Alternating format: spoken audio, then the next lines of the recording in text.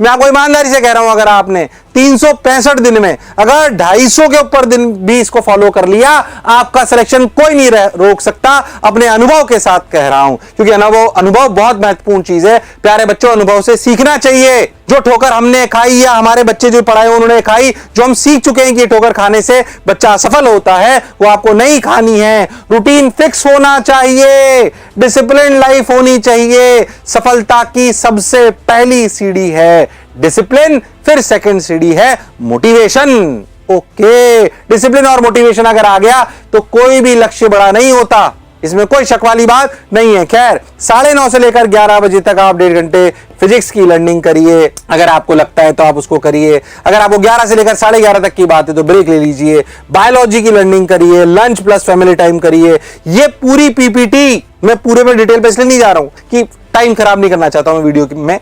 मैं चाहता हूं कि इस वाले पूरा जो आपका पीपीटी बनी हुई है, इस पीपीटी का एक लिंक आपको डाउनलोड के लिए नीचे मिलेगा। ये फॉलो अप होना चाहिए। कब कैसे पढ़ना है, हाँ ये हो सकता है कि किसी क्लासेस अगर ऊपर नीचे हैं तो लर्निंग का टाइम और सेल्फ स्टडी का टाइम इंटरचेंज हो सके, पर इतने घंटे आपको पढ़ना है। बेसिकली ये इस बात पे फोकस करना है आप। 4.5 घंटे की लर्निंग होनी चाहिए। मतलब क्लासेस आपको अटेंड करनी है या लाइव लेक्चर देखने हैं या रिकॉर्डिंग देखनी है, ओके। और 7.5 घंटे की सेल्फ स्टडी होनी चाहिए। ये बच्चे टू बच्चा स्कूल की टाइमिंग को लेकर या कोचिंग को टाइमिंग को लेकर ये थोड़ा बहुत शेड्यूल ऊपर नीचे हो सकता है। मैंने उन बच्चों के हिसाब से बनाया है जो जनरली कोटा में पढ़ रहे होते हैं, पर अगर आप कहीं और भी हैं तो आपको यह ध्यान रखना कि कम से कम मेरे 4.5 घंटे रोज सेल्फ लर्निंग और 7.5 घंटे सेल्फ स्टडी होनी चाहिए। हाँ सर, इस बात का ध्यान तो हम रखेंगे। बोलो क्लियर है क्या? मैं सिर्फ आज के वीडियो में बहुत कोई मोटिवेट करने नहीं आया, स्ट्रेटेजी भी नहीं लेके आया हूं बहुत कोई ज्यादा। सिर्फ ये बता रहा हूं कि 1 साल में हम कर सकते हैं, बस इतनी सी बात। बाकी बहुत सारे स्ट्रेटेजिक वीडियोस मेरे हैं जो आप मोशन के यूट्यूब चैनल पे जरूर देखिए। सब्सक्राइब नहीं कर रखा तो जरूर करिए, आपको वीडियोस काम के होंगे 110%। एक वीडियो में सारी बात हम नहीं बता सकते। अच्छी बात भाई, अगर आप बहुत ध्यान से देखो तो अपन लॉजिकली चलते हैं। 4.5 घंटे अगर हम चलते हैं 52 वीक, 1404 घंटे हमको लर्निंग के लिए मिलेंगे। मैं आपको सही बताऊं, अगर हम फिजिक्स केमिस्ट्री मैथ्स ढंग से पढ़ाएं, बिल्कुल ढंग से अच्छे से पढ़ाएं, मतलब बिल्कुल ये मान के कि तुम्हें कुछ नहीं आता, तो भी आप ये मान के चलिए कि 900 आवर्स आर सफिशिएंट।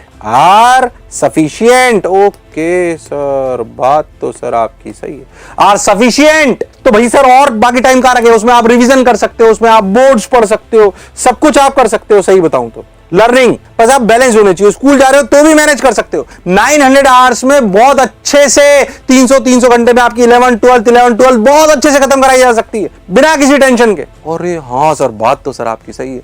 अगर मैं 52 वीक 7.5 घंटे पढ़ लिया, 2340 घंटे पढ़ूंगा।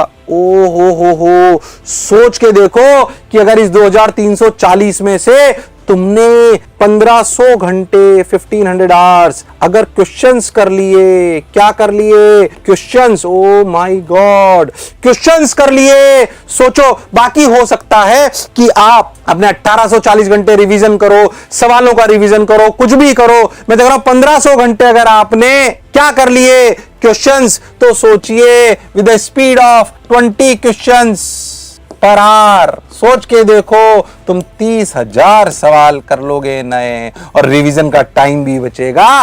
30,000 सवाल का मतलब सारी शीटें कर सकते हो, सारे PYQ कर सकते हो, और उसके अलावा डिफरेंट बुक्स भी कर सकते हो। अरे हाँ, इतना मटेरियल हम कर सकते हैं। सिर्फ इच्छा शक्ति होनी चाहिए। अरे जीत तो इच्छा शक्ति ही दिलाती है। मैं तो सिर्फ एहसास करा रहा हूं कि तुम कर सकते हो। जैसे हनुमान जी का टैलेंट छुपा हुआ था ना, उनको बताना पड़ता था, वैसे बता रहा हूं तुमको कि तुम कर सकते हो। मैथ्स कहती है, लॉजिक कहता है कि ये पॉसिबल है। 1 साल में हम बहुत अच्छे से तैयारी कर सकते हैं। हाँ सर, बात तो आपकी बिल्कुल सही है। मैंने एवरेज स्पीड ली, मैं मिनिमम स्पीड ली, सोच के देखो आप। फिर भी मैं आपको जानना चाहता हूं कि आप एक अच्छे बच्चे की जो तैयारी कर रहा है उसकी एक आइडियल स्पीड क्या होनी चाहिए? ध्यान से देखो, छोटी छोटी बातें और लिखी देखो। Make sure that you understand the concepts clearly and improve your learning. ओ हो, कई बार बच्चे लेक्चर्स पे ध्यान नहीं देते। आपकी लर्निंग क्लियरली होनी चाहिए।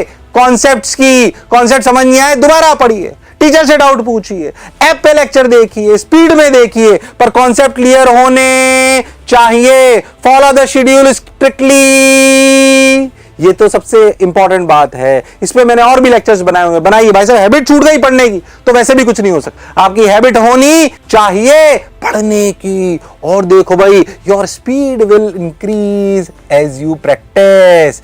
ये बात से ही अटैच करा हुआ है। अच्छा भाई, ये तो हम जानते हैं कि सर हमें कॉन्सेप्ट्स क्लैरिटी लानी ही पड़ेगी, लर्निंग अच्छी होनी चाहिए बेसिकली।